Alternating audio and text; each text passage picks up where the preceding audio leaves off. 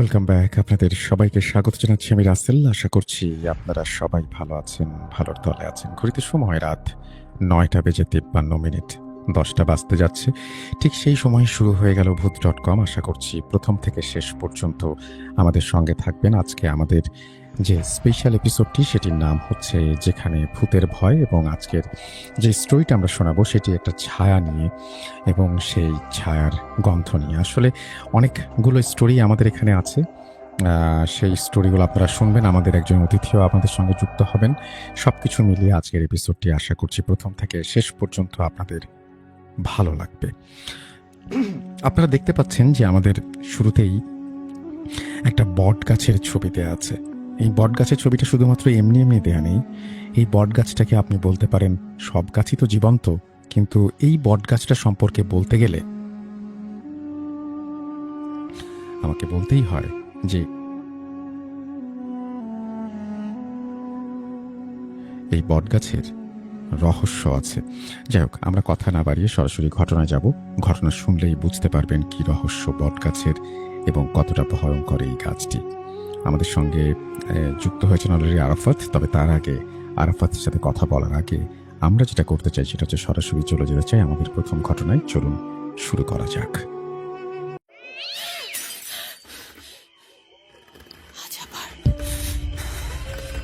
শুনতে পাচ্ছেন শব্দটা? ভয়ের আরেক নাম ভূত.com with Russell।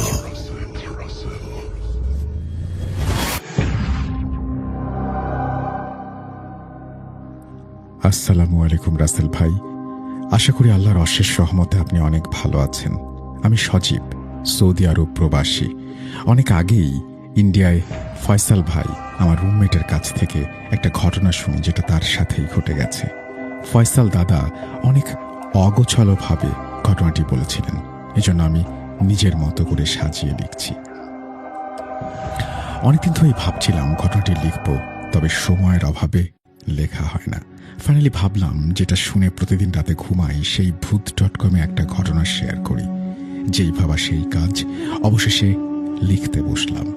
পর্ব ১। ঘটনাটা ১৯৯৮-৯৯ এই সময়ের ভেতরে ঘটে যাওয়া ইন্ডিয়ার উত্তর প্রদেশের মোরাদাবাদ জেলার অজস্র গাছগাছালিতে ঢাকা একটি অচেনা গ্রাম চাঁদপুর। শহর থেকে দূরে, আধুনিকতার ছোঁয়া থেকে বঞ্চিত চাঁদপুর ছিল এক রহস্যময় স্বর্গ। গ্রামটি যতটা শান্তিপূর্ণ ততটাই গভীর ছিল তার রহস্য। প্রতিটি সন্ধ্যায় ঢেকে যায় একটি বট গাছ, যার নিচে আজও কেউ সন্ধ্যায় পা রাখে না। এই বট গাছকে বলা হয় ছায়ার গাছ। কথিত আছে একসময় সেখানে এক মেয়েকে হত্যা করে ঝুলিয়ে রাখা হয়েছিল। তারপর থেকে সেখানে অদ্ভুত সব ঘটনা ঘটে। কেউ বলে ছায়ার গন্ধ, কেউ বলে প্রতিটি সন্ধ্যায় গাছের নিচ থেকে ফিসফিসানি শোনা যায়। স্থানীয়রা জানে বটগাছটা শুধু গাছ না, ওটা একটা দ্বার অন্য জগতের। পর্ব ২। ৪ বন্ধু, ফয়সাল, সবুজ, মাহিম ও রবিউল। ওরা চাঁদপুরেরই সন্তান, ছোটবেলা থেকে একসাথে বড় হওয়া। ফয়সাল ছিল দলনেতা, সাহসী, কিছুটা একগুঁয়ে, রহস্যপ্রিয়। সবুজ ছিল একটু ভীতু, সবসময় অন্যদের কথায় চলত। মাহিম হাসি খুশি, সবকিছুর মধ্যে মজা খুঁজে। আর রবিউল ছিল শান্ত, গভীর চিন্তা ভাবনায় ডুবে থাকা এক অদ্ভুত কিশোর। এক শীতের সন্ধ্যায় বিদ্যুৎ চলে গেলে ৪ বন্ধু বের হয় গ্রামের বাইরের রাস্তায়। কথায় আছে অতি কৌতূহল নাকি বিপদ ডেকে আনে। তাদের সাথেও সেদিন তাই হয়েছিল। সেদিন ফয়সাল দাদা হঠাৎ করেই বলে, চল বটগাছটার দিক থেকে ঘুরে আসি। সবুজ বলে, না, গাছটার নিচে সন্ধ্যা হলে কেউ যায় না, বড়রা যেহেতু যায় না, ওদিকে যাওয়া ঠিক হবে না। মাহিম তখন সবুজকে বলে, ধুর, এগুলো সব মিথ্যে কথা, গ্রামের মুরব্বীদের কাছে শোনা। আজকে চল প্রমাণ করে দেই সব মিথ্যা, বানোয়াট। ছোট টর্চ লাইটের আলো হাতে তারা বট গাছের দিকে এগোয়। এরপর তারা বট গাছটার নিচে গিয়ে কিছুটা সময় বসে থাকে। ৩০ থেকে ৪০ মিনিট পরে ফয়সাল দাদা বলে, কই, কি হলো? আমরা তো এত সময় ধরে বসে আছি, কিছু তো হলো না। বুঝলি তো, এগুলো সব মিথ্যে বানোয়াট। তখন মাহিম জোরে জোরে চিৎকার করলো, কিরে, কে কোথায় আছিস, সামনে আয়। এই বলে 4 বন্ধু জোরে জোরে হাসতে লাগলো। এর কিছু সময় পরে সবুজ বলল, চল ফিরে যাই, রাত হয়ে যাচ্ছে। সবাই ভাবে যেহেতু কিছু ঘটলো না, ফিরে যাওয়া যাক। ওরা বটগাছটার থেকে কিছুটা দূরে সরে এসেছে। এমন সময় সবাই একসাথে খেয়াল করলো বাতাস ভারী হয়ে উঠছে। বাতাসটা হঠাৎ যেন গরম হয়ে উঠছে, কুয়াশা ঘন হয়ে উঠছে। 1 হাত সামনে আর কিছু দেখা যাচ্ছে না। হঠাৎ তারা পেছন থেকে একটা শব্দ পায়। কিরে, কই চলে যাচ্ছিস? ওরা সাথে সাথে পেছনে ফিরে তাকায়। ছায়ার গাছের নিচে দাঁড়িয়ে এক ছায়া মূর্তি, উচ্চতা প্রায় 6 ফুট, সাদা কাপড়ে মোড়া, চোখ লাল, জিভ লম্বা, দুর্গন্ধ এত তীব্র যেন পচা মৃতদেহ। 3 জনে ভয়ে দৌড় দেয়, কিন্তু ফয়সাল দাদা স্থির। সে সামনে এগোয়, কাঁপা কণ্ঠে জিজ্ঞেস করে, তুই কে? ছায়া নড়ে ওঠে। বাতাস ভারী হয়, গাছের পাতা কাঁপতে থাকে, টর্চের আলো নিভে যায়। ফয়সাল দাদা দেখতে পায় তার সামনে ছায়া ভাসছে, জিহ্বা মাটিতে গড়িয়ে পড়ছে। হঠাৎই ছায়া তার সামনে হাজির হয়। তার শরীর বরফের মতো ঠান্ডা হয়ে যায়। ফয়সালের গায়ে ছায়া হাত রাখে, তার বুকের মাঝখানে। দাদা এটা বলার সময় ঘামতে থাকে। তখন দাদা আমাকে বলে, যাও পানি নিয়ে এসো। আমি পানি দিলে সে পানি খেয়ে আবার বলতে শুরু করে। সে যখন আমার বুকে হাত রাখে, হাত এত ঠান্ডা ছিল যেন আমার বুকের উপর 1 টুকরো বরফ রেখেছে। আমি তখন ভাবতে থাকি, এটাই বুঝি আমার শেষ রাত। আমি তখন অনেক জোরে দৌড়ানোর চেষ্টা করি, তবে বিশ্বাস করো আমার সারা শরীরে একটুও বল ছিল না। মনে হচ্ছিল কেউ যেন আমাকে ধরে রেখেছে কোনোভাবে। আমি নড়তে পারছি না, আমার শরীর একদম অবশ হয়ে যায়। তবে তখন আমার মনে আসে বাঁচার ইচ্ছা। আমি জোরে জোরে আল্লাহর নাম নিতে থাকি এবং জীবনে যত সূরা শিখেছি সব পড়তে থাকি। এতটুকুই মনে আছে। এরপরে আমি জ্ঞান হারিয়ে ফেলি। পরের দিন সন্ধ্যায় আমার জ্ঞান ফিরে আমি দেখি গ্রামের মসজিদের ইমাম আমার পাশে বসে আছেন। চারপাশে আমার 3 বন্ধু ও আমার মা বাবা বসে আছে। পর্ব 3। ঘটনার পরদিন থেকে বদলে যেতে থাকে 4 বন্ধু। মাহিম রাতে ঘুমের মধ্যে আর্তনাদ করে, সে আমার মধ্যে হাত দিয়েছে। তার শরীরের বিভিন্ন জায়গায় ছোপ ছোপ কালো দাগ। সবুজের অবস্থা আরো খারাপ। সে খাওয়া দাওয়া বন্ধ করে দেয়। তার চোখ সবসময় লাল। সে ফিসফিস করে বলে, ও বলে, আমার রক্ত চাই। একদিন তার মা দেখে সে ঘরের কোণে দাঁড়িয়ে আছে, কাঁপছে। সামনে একটা গাঢ় ছায়া, কিন্তু ঘরে কেউ নেই। রবিউল নিজের শরীর কেটে কেটে লিখেছে অজানা চিহ্ন। সে বলে, ওর নাম আমি জানি, কিন্তু বললে ও আসবে। একদিন সে নিখোঁজ হয়। তাকে পাওয়া যায় ছায়ার গাছের নিচে, অজ্ঞান অবস্থায়, গায়ে লাল রং দিয়ে আঁকা অস্পষ্ট চিহ্ন।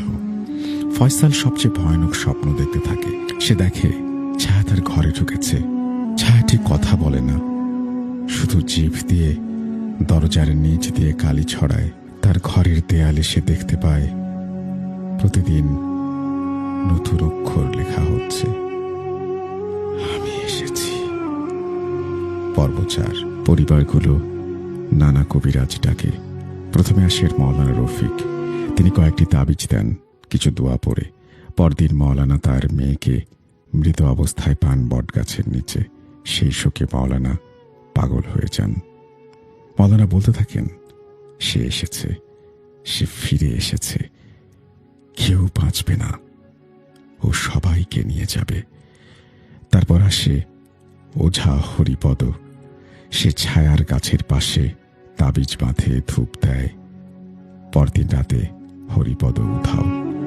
তার মৃতদেহ পাওয়া যায় গাছের উপরে, ঝুলন্ত, চোখ উপড়ানো, গায়ে কালি। গ্রামের মানুষ আতঙ্কিত। এই ঘটনার পরে আর কোনো কবিরাজ ওদের 4 বন্ধুর চিকিৎসার জন্য আসতে চায় না। এরপরে গ্রামের বাইরে থেকে কবিরাজ নিয়ে আসা হয়। এক এক করে আরো 5 জন কবিরাজ আসে, কেউ সূরা পড়ে, কেউ আগুনের তেল ছিটায়, কেউ জিনবন্দি করার চেষ্টা করে, কিন্তু প্রত্যেকেই ব্যর্থ। পর্ব 5। জিনের রাজত্ব ছায়া এবার গ্রামে প্রবেশ করে। সন্ধ্যার পর বাড়ির দরজা জানালায় টোকা পড়ে, শিশুদের ঘুমে চিৎকার, বয়স্করা নিঃশ্বাস নিতে পারে না। ছায়া দেখা যায়, রাস্তায় চলাফেরা করে, মেয়েদের ছায়ার মতো টেনে নিয়ে যায়, ছেলেদের স্বপ্নে লাল চোখ হয়ে দাঁড়ায়। এক রাতে ফয়সাল দেখে তার মা ঘরের কোণে কাঁদছে। কাছে গেলে সে দেখতে পায় চোখ লাল, মুখ বিকৃত, তারই দিকে তাকিয়ে বলছে, আমার ছায়া ফিরিয়ে দে।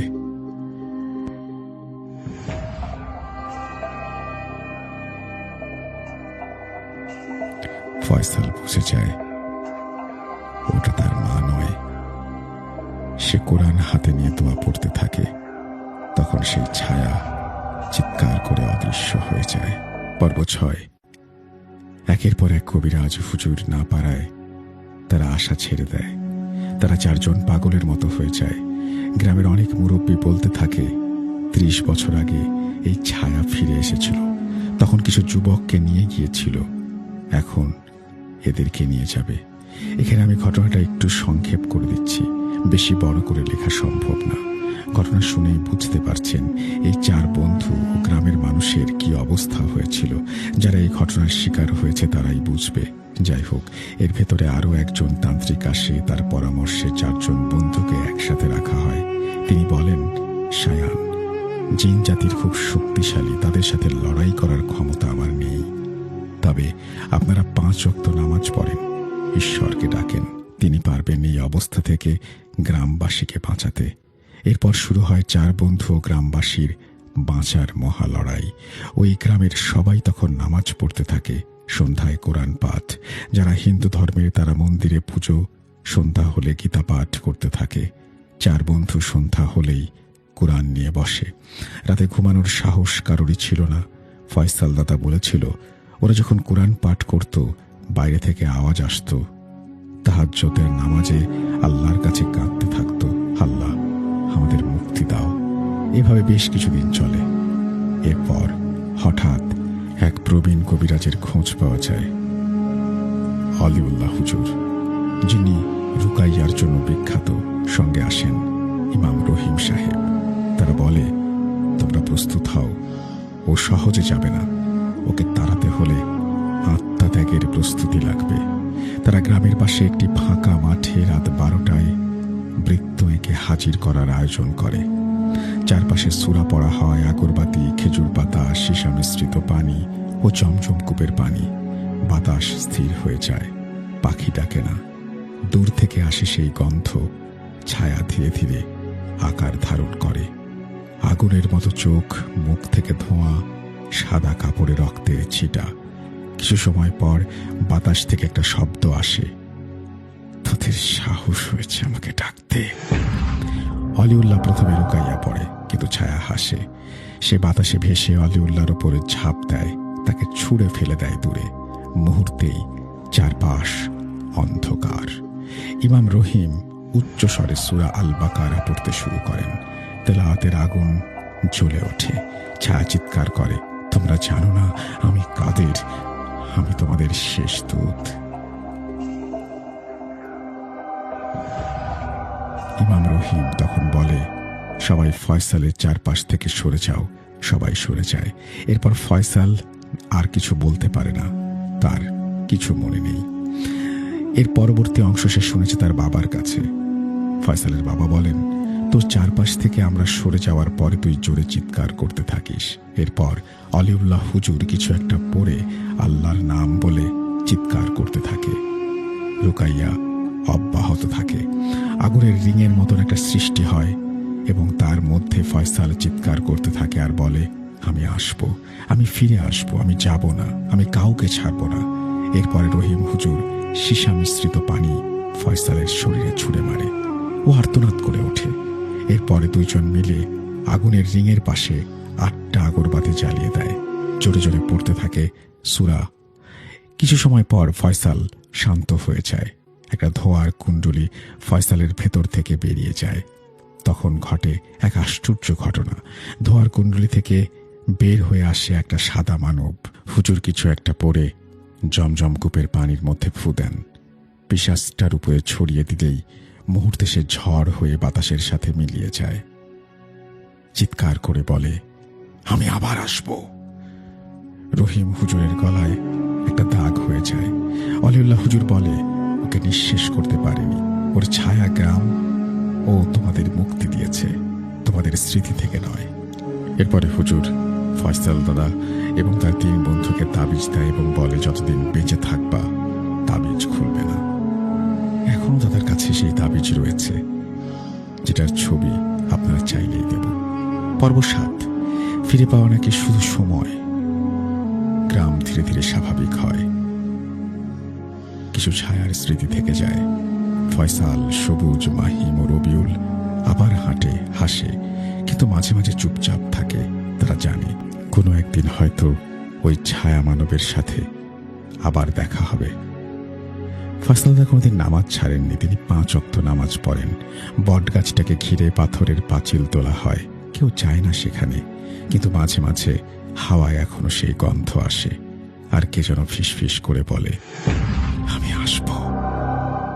ঘটনা শেষ করে দাদা বলেন, ওর জন্যই আমি আজ সৌদি আরবে। আমার 2 বন্ধু মাহিম ও সবুজ, তাদের কি অবস্থা সেটা আরেকদিন বলবো। এই বলে তিনি তার ঘটনা শেষ করেছেন এবং সৌদি আরবে তিনি থাকেন। আপনারা জানেন যে বাংলাদেশের পরে সবচেয়ে বেশি মানুষ আমাদেরকে মিডল ইস্ট থেকে শোনেন। সেখান থেকে একটা ঘটনা পেয়ে আমি নিজেই অনেক বেশি খুশি হয়েছি। আপনাদের সবাইকে অসংখ্য ধন্যবাদ সময় নিয়ে আমাদের ঘটনাটি শোনার জন্য।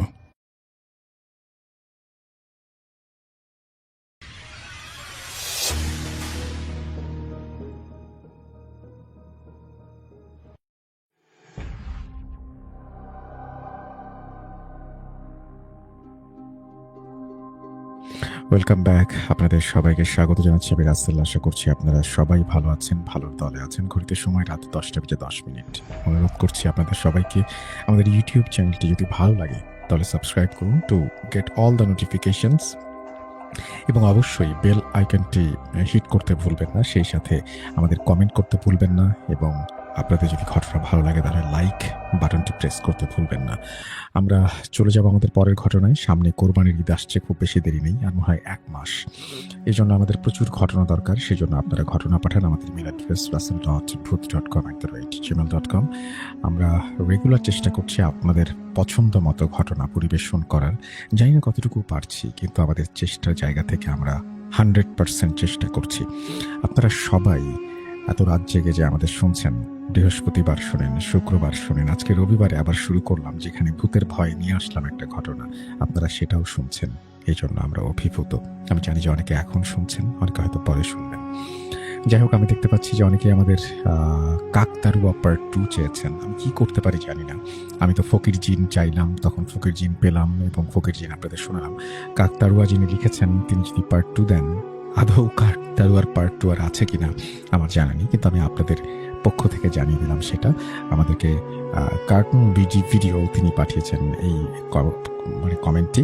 এছাড়াও দেখতে পাচ্ছি আলামিন আমাদের সাথে আছেন, এবং তিনি এবং তার ওয়াইফ অনেকদিন ধরে আমাদের শুনছেন, এবং ঘটনা কিভাবে পাঠাবেন বুঝতে পারছেন না। ঘটনা পাঠাতে হলে আমাদের ইমেল করে ঘটনা পাঠাবেন russell.booth.com@gmail.com এই অ্যাড্রেসে। আর যদি তারপরেও সমস্যা হয় তাহলে আমাদের ফেসবুক পেজে গিয়ে আপনারা ইনবক্স করতে পারেন, বা এখানে কমেন্ট সেকশনে গিয়ে কমেন্ট করতে পারেন। আমাদের মডারেটররা আপনাদের হয়তো গাইড করতে পারবে। এছাড়াও আমি দেখতে পাচ্ছি যে আরও অনেকেই আমাদের সঙ্গে আছেন। রাসেল ভাই ইমেলটা একটু লিখে দেন, আমি ঘটনা পাঠাবো। আমি ইমেলটা সবার জন্য আমি আমাদের ইমেল অ্যাড্রেসটা স্ক্রিনে দিয়ে দিচ্ছি। আপনারা দেখতে পাচ্ছেন এখন স্ক্রিনে ভেসে উঠেছে আমাদের ইমেল অ্যাড্রেসটি। আপনারা সেখান থেকে স্ক্রিনশট নিয়ে রাখতে পারেন এবং আপনাদের ঘটনা শেয়ার করতে পারেন। আর সেই সাথে আমি জানি দিই যে সুকান্ত মাইতির একটা চমৎকার ঘটনা এসছে, যে ঘটনাটি আমি খুব দ্রুতই আপনাদের সামনে নিয়ে আসবো। সুতরাং প্রথম থেকে শেষ পর্যন্ত সেদিনও আমাদের সঙ্গে থাকবেন বলে আশা করি, এবং কবে আসবে সেটা জানার জন্য সাবস্ক্রাইব যদি করে রাখেন তাহলে আপনি খুব সহজেই জেনে যাবেন। এছাড়াও আমি দেখতে পাচ্ছি যে আরও অনেকে আমাদের কমেন্ট করছেন। আমাদের সাথে আছেন দেখতে পাচ্ছি চাঁদ মিয়া, আসসালামু আলাইকুম। ওয়ালাইকুম সালাম। এছাড়াও ইউরোপের রোমানিয়া থেকে শুনছেন তুষার রাফি আমাদের সাথে আছেন, দেখতে পাচ্ছি। আপনাকে অনেক ধন্যবাদ এত দূর থেকে শুনছেন আমাদেরকে। আমাদের সাথে আছেন MX সোহান, মাদারীপুর থেকে আছেন কিনা কেউ তিনি জানতে চেয়েছেন। এছাড়াও আমি দেখতে পাচ্ছি যে আমাদের সঙ্গে আছেন, দেখতে পাচ্ছি আরও অনেকেই। কে বৃষ্টির সময় গল্প শুনেছেন, এটা জানতে চেয়েছেন একজন আমাদের সঙ্গে। এখানে এটা একটা কমিউনিকেশনেরও প্ল্যাটফর্ম। আসলে দেখি যে সবাই কমেন্ট করেন এবং সবাই সবারটা রিপ্লাই দেন, ভালোই লাগে। আমি কমেন্ট করে যখন পড়ি খুব ভালো লাগে যে সবাই, মানে অনেক হয় না যে মানে শোয়ের মধ্যে সব কমেন্ট পড়লে অনেকে বিরক্ত হন, তো কিছু কমেন্ট আমার বাইরেও, এই শোয়ের বাইরেও বিভিন্ন মানে পরবর্তীতে পড়তে হয়, এবং তখন আমি যখন পড়ি খুব ভালো লাগে। যাই হোক, কথা না বাড়িয়ে আমরা দ্বিতীয় ঘটনায় চলে যাব। আশা করছি প্রথম থেকে শেষ পর্যন্ত আমাদের সঙ্গে থাকবেন। চলুন শুরু করি আমাদের দ্বিতীয় ঘটনা। আজ আবার শুনতে পাচ্ছেন শব্দটা? ভয়ের আরেক নাম ভূত.com with Russell.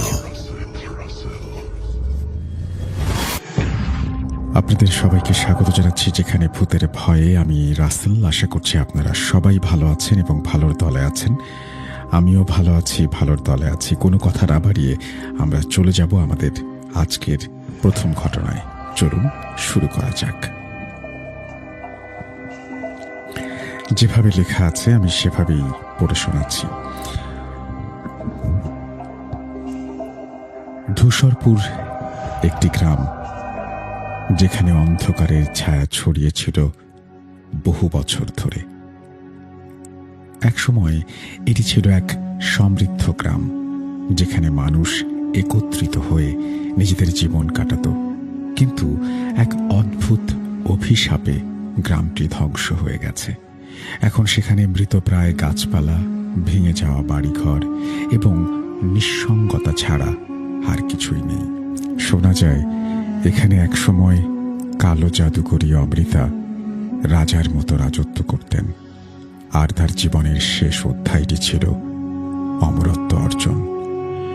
অমৃতার শক্তি এবং তার কালো জাদু গ্রামটির সমস্ত মানুষের জীবন কেড়ে নিয়েছিল, এবং আজও তার প্রভাব এই গ্রামে বিরাজমান। গ্রামটির দিকে পা বাড়িয়েছিল এক যুবক রাহুল, একজন ইতিহাসবিদ ও গবেষক। তিনি জানতেন ধূসরপুরের অন্ধকার শক্তির পেছনে একটি রহস্য লুকিয়ে আছে। এই রহস্যের সন্ধানে তিনি একদিন এখানে আসেন। তার লক্ষ্য ছিল মন্দিরটি খুঁজে বের করা, যেখানে অমৃতার শক্তি নিহিত ছিল, এবং আসল রহস্য উন্মোচন করা। তবে রাহুল জানত এটি সহজ নয়। ধূসরপুরে আসলেই কিছু অদ্ভুত বিষয় ছিল। গ্রামবাসীরা তাকে সতর্ক করেছিল, কিন্তু রাহুলের কৌতূহল তাকে এগিয়ে যেতে বাধ্য করে। ধূসরপুরে পৌঁছে রাহুল প্রাথমিকভাবে কিছু গ্রামবাসীকে জিজ্ঞাসা করল, কিন্তু তাদের মুখে কোনো উত্তর ছিল না। তারা শুধুই তাকিয়ে থাকল। পরে এক বৃদ্ধ গ্রামবাসী রাহুলকে বলল, তুমি যদি মন্দিরে যেতে চাও তবে জেনে রেখো, এটি কোনো সাধারণ জায়গা নয়। মন্দিরের ভেতরে যারা একবার গিয়েছিল তারা আর কখনো ফিরে আসেনি। কিন্তু রাহুল তাতে নিরুৎসাহিত হয়নি। সে জানত তাকে মন্দিরের দিকে যেতে হবে, কারণ সেখানে লুকিয়েছিল অমৃতার আসল রহস্য। ধূসরপুরের বাইরের দিকে পুরনো মন্দিরের দিকে রাহুল রওনা করল। পথটি ছিল একেবারে নিঃসঙ্গ। প্রকৃতির কোনো চিহ্ন ছিল না। সবকিছু যেন শূন্য, মৃত এবং অন্ধকারাচ্ছন্ন। গাছপালা শুকিয়ে গিয়েছিল, মাটির নিচে পচন ধরেছিল, তার পা যেন ভারী হয়ে আসছিল। কিন্তু সে হাল ছেড়ে না দিয়ে সামনে এগিয়ে চলল। এই মন্দিরটির অন্ধকারাচ্ছন্ন ইতিহাস সে জানত, কিন্তু তার একটাই লক্ষ্য ছিল অমৃতার রহস্য বের করা। মন্দিরটির কাছে পৌঁছানোর পর রাহুল অনুভব করল এখানে কিছু অদ্ভুত শক্তি বিরাজ করছে। এর চারপাশে এক অদ্ভুত স্রোত ছিল, যেন পুরো মন্দির এক বিশাল কালো জাদু দ্বারা শাসিত। সে মন্দিরে প্রবেশ করার সিদ্ধান্ত নিল, কিন্তু তার মনে এক অদ্ভুত ভয় বিরাজ করছিল। মন্দিরের ভেতর ঢুকতেই অদ্ভুত এক অনুভূতি রাহুলকে গ্রাস করল। চারপাশে গাঢ় গন্ধ ছড়িয়েছিল, আর পুরনো দেয়ালগুলোর মধ্যে কিছু প্রাচীন খোদাই ছিল। হঠাৎ তার সামনে একটি মূর্তি দেখা দিল, যা ছিল অমৃতার। মূর্তিটি যেন জীবন্ত, যেন তার মধ্যে কোনো অদৃশ্য শক্তি বিরাজ করছে। মূর্তির চোখ দুটো যেন তাকে দৃষ্টি নিবদ্ধ করে রেখেছিল। রাহুল কিছুক্ষণ থেমে থাকে, বইটি হাতে তুলে প্রাচীন মন্ত্র পড়তে শুরু করে। এদিকে অমৃতার হেসে ওঠার শব্দ তার কানে আসলো। সে জানত তার সামনেই আছে অমৃতা, আর তার অমর শক্তি কখনোই সহজে হারবে না। হঠাৎ করেই মন্দিরের মধ্যে গাঢ় অন্ধকারে ছড়িয়ে পড়ল। রাহুল মন্ত্র পড়তে থাকল, কিন্তু তার চারপাশের শক্তি আরো জোরালো হয়ে উঠল। তারপর এক ঝলক আগুনের মতো আলো ফুটে উঠল, এবং সামনে দাঁড়িয়ে গেল অমৃতা, এক বিশাল অন্ধকারের শক্তি নিয়ে। তার চোখে গভীর শূন্যতা, আর গলার মধ্যে ছিল এক শীতল আওয়াজ।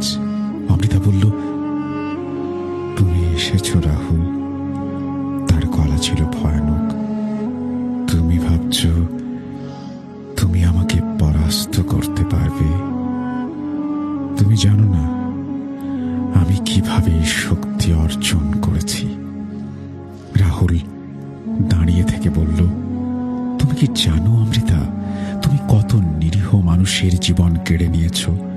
তুমি এখানে এক অন্ধকার রাজত্ব সৃষ্টি করতে চেয়েছিলে, কিন্তু আমি এই রহস্য উন্মোচন করতে এসেছি। অমৃতা তার দিকে তাকিয়ে হাসল। তুমি কিছুই জানো না। আমি যখন মরেছিলাম তখনই আমি অমর হয়ে গিয়েছিলাম। এই কালো শক্তির দ্বারা আমি এই গ্রামকে শাসন করব। তখন রাহুল জানতে পারল যে তার জীবনের সবচেয়ে বড় লড়াই সামনে। এই শক্তি অমর হতে পারে, কিন্তু অমৃতার বিরুদ্ধে কিছু শক্তি আছে যা তাকে রুখে দিতে পারে। রাহুল তার সমস্ত শক্তি একত্রিত করল এবং মন্দিরের প্রাচীন বইটির মন্ত্র পুনরায় পড়তে শুরু করল। সে জানত অমৃতার বিরুদ্ধে লড়াই করতে হলে তাকে নিজেকে একটি শক্তিশালী অবস্থানে নিয়ে যেতে হবে। মন্দিরের মধ্যে এক ভয়াবহ শক্তি ছড়িয়ে পড়েছিল, আর এর মধ্যে এক অদ্ভুত টান ছিল। কিন্তু রাহুল থামল না। এদিকে অমৃতার শক্তি বৃদ্ধি পাচ্ছিল। তার অন্ধকার চোখের দিকে তাকিয়ে রাহুল দেখতে পেল যেন এক বিশাল কালো জাদু তাকে ঘিরে ফেলেছে। তার ভেতরে শক্তি বাড়াতে থাকা একটি বিপজ্জনক মন্ত্র গুঞ্জন করতে থাকল। রাহুল জানত তার থেমে গেলে হবে না। তার নিজের জীবন এবং গ্রামের মুক্তির জন্য তাকে শেষ পর্যন্ত লড়াই করতে হবে। রাহুল মন্দিরে দাঁড়িয়েছিল, তার সামনে ভয়াবহ অমৃতা। এর মধ্যে অমৃতার হাসি যেন অন্ধকারের মধ্যে প্রতিধ্বনিত হচ্ছিল। সে জানত যে একে পরাস্ত করা সহজ হবে না, তবে তার সামনে শুধু একটি পথ ছিল, অমৃতার রক্তচোষা শক্তিকে নিঃশেষ করতে পারা। তুমি আসলেই ভাবো যে তুমি আমাকে পরাস্ত করতে পারবে? অমৃতার গলা যেন মন্দিরের দেয়াল থেকে প্রতিধ্বনিত হচ্ছিল। আমি একবার মরে গিয়ে অমর হয়ে গেছি। আমি হাজারো মানুষের আত্মা গ্রহণ করেছি। তুমি কিছুই করতে পারবে না। রাহুল তার পকেট থেকে প্রাচীন পুস্তকটি বের করল। এতে উল্লেখ ছিল এক বিশেষ মন্ত্র যা অমৃতার শক্তির বিরুদ্ধে লড়াই করতে সাহায্য করতে পারে, কিন্তু এটি শুধুমাত্র তখনই কার্যকর হবে যখন তার আত্মবিশ্বাস পুরোপুরি স্থির থাকবে এবং শক্তির তীব্রতা থাকবে। তার চোখে দৃঢ়তা ছিল। আমি তোমাকে পরাস্ত করব অমৃতা, সে মন্ত্র উচ্চারণ করল এবং চারপাশে অদ্ভুত এক শক্তির স্রোত ছড়িয়ে পড়ল। অমৃতার মুখ অন্ধকার হয়ে গেল। তার চোখের মধ্যে এক ভয়ানক আলো বিচ্ছুরিত হতে থাকলো। কিন্তু রাহুল থামল না। মন্ত্রের প্রতিটি শব্দ যেন তার শিরা উপশিরায় প্রবাহিত হচ্ছিল। এক মুহূর্তে মন্দির চারপাশে এক বিশাল অগ্নিস্রোত উন্মুক্ত হয়ে গেল। অমৃতা চিৎকার করে উঠল, এটা সম্ভব না, তুমি কিভাবে জানলে এই মন্ত্রের কথা? রাহুল এক পা পিছিয়ে বলল, আমি জানি অমৃতা, তোমার মতো শক্তি কখনোই স্থায়ী হতে পারে না। অমৃতা গর্জন করে উঠল, তোমার আত্মবিশ্বাস তোমাকে কিছুই দিতে পারবে না। আমি এক সময় তোমার আত্মাও গ্রহণ করব। আসলে রাহুল জানত যে তাকে একা লড়াই করতে হবে। তার মন্ত্রের শক্তি অমৃতার কালো শক্তির সাথে টেক্কা দিতে শুরু করেছিল। এক ভয়ঙ্কর লড়াই শুরু হলো। এদিকে রাহুলের মন্ত্রের শক্তি, অন্যদিকে অমৃতার অন্ধকার শক্তি। অমৃতার শক্তি তীব্র হতে শুরু করলো। তার চারপাশের বাতাস গরম হয়ে উঠল, মন্দিরের দেয়ালগুলো কেঁপে উঠছিল। রাহুল জানত তাকে আরো শক্তিশালী হতে হবে যদি সে অমৃতাকে পরাস্ত করতে চায়। সেই মুহূর্তে সে নিজের মধ্যে একটি নতুন শক্তির সন্ধান পেল। তার হাতের আঙুলে এক জ্বলন্ত আলো দেখা গেল। রাহুল জানত এটি একটি শক্তিশালী অস্ত্র, তবে এটি একমাত্র তখনই কার্যকর হবে যখন সে নিজেকে পুরোপুরি হারিয়ে ফেলবে। অমৃতা ক্রুদ্ধ হয়ে তার হাতে একটি কালো রশ্মি আছড়ে মারল। রাহুলের শরীর ভীষণভাবে কাঁপছিল, কিন্তু সে পেছনে ফিরে যায়নি। সে যেন অন্ধকারের মধ্যে আলোর মতো চমকাতে চাচ্ছিল।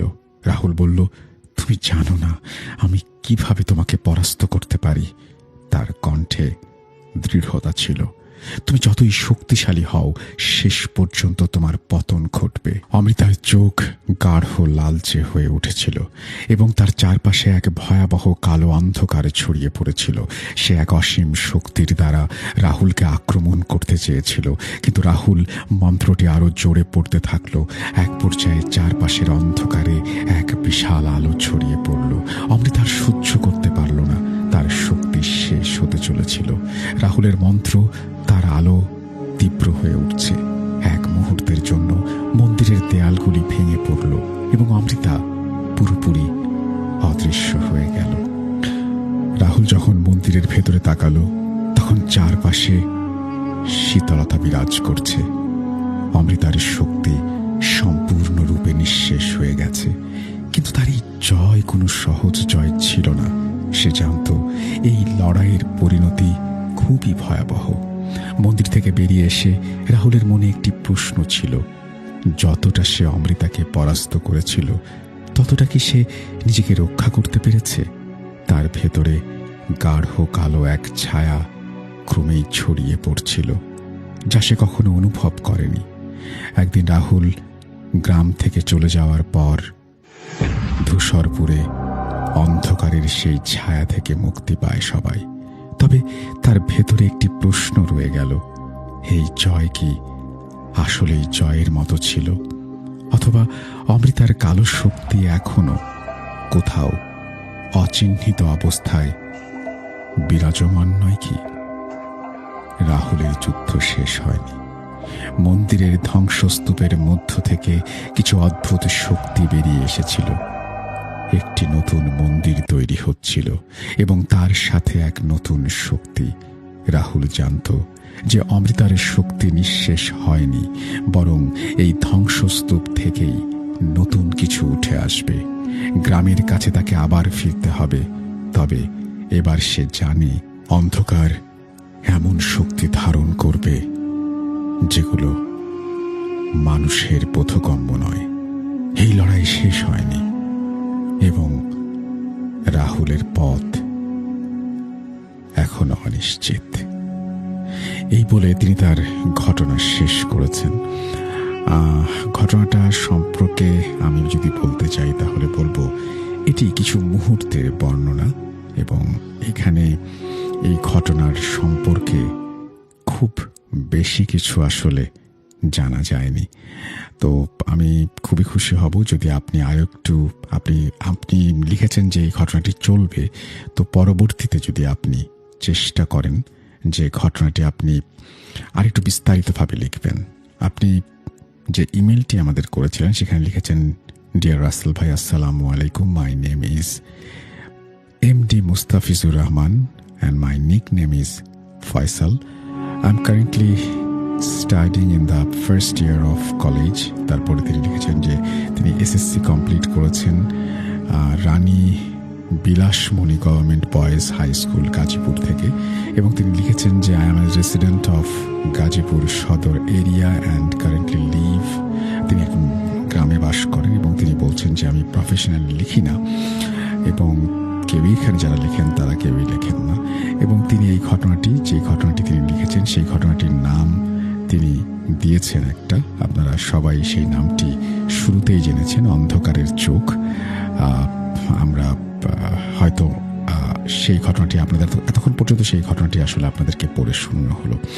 তো যাই হোক, এই ঘটনাটার পরবর্তীতে যে ঘটনাটি আপনি পাঠাবেন সেই ঘটনা সম্পর্কে বিস্তারিত একটু জানাবেন, যে আপনি যে অমৃতার কথা বলছেন, কে সে, কোথা থেকে তিনি আসলেন, তার মৃত্যুর রহস্য কী, এবং তাকে যে এই যে রাহুলের কথাও আপনি বলছেন সেই বা সেখানে কেন গেল, এবং গ্রামবাসীকে বাঁচাতে গিয়ে তার কি পরিণতি হয়েছিল, এই সমস্ত বিষয়গুলো যদি আমাদের আরেকটু জানান বিস্তারিতভাবে, তাহলে সবাই আরো ভালোভাবে বুঝতে পারবে। আমরা এটা বলেই আপনার এই ঘটনার সমাপ্তি জানছি এখানে। ধন্যবাদ আপনাকে ফয়সাল, এবং ধন্যবাদ আপনারা যারা শুনলেন তাদের সবাইকে।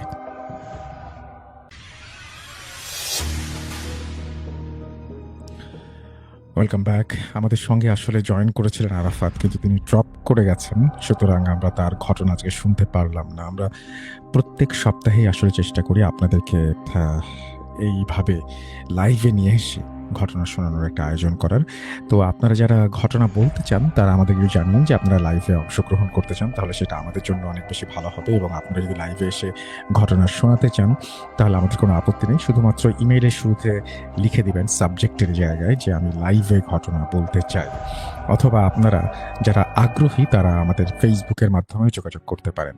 আমাদের সাথে সঙ্গে থাকার জন্য অনেক ধন্যবাদ, এবং আমাদের ইউটিউব চ্যানেলটি যারা এখনও সাবস্ক্রাইব করেনি তারা সাবস্ক্রাইব করুন, বেল আইকনটি প্রেস করুন, এবং যদি আমাদের ঘটনা ভালো লাগে তাহলে লাইক, কমেন্ট এবং শেয়ার করতে ভুলবেন না। আজকের মতো এখানেই বিদায় নেব। ঘড়িতে সময় রাত 10:30। আপনাদের কাজ আছে আমি জানি, উইক ডেইজের মধ্যেই শো করছি, কারণ আপনারা লাইভ চেয়েছিলেন, সেই জন্য লাইভে নিয়ে আসা। তো যদি ভালো লাগে আমাদের এই শো তাহলে অবশ্যই আমাদেরকে জানাবেন, আমরা কন্টিনিউ করব, না হলে আমরা ডিসকন্টিনিউ করব, সেটা একদম পুরোপুরি আপনাদের ইচ্ছার উপরে, আপনারা যেভাবে চাইবেন সেভাবেই হবে। আজকের মতো এখানেই বিদায় নিচ্ছি। সবাই ভালো থাকুন, সুস্থ থাকুন, মোস্ট ইম্পর্টেন্টলি ভূত.com এর সাথে থাকুন। আল্লাহ হাফেজ।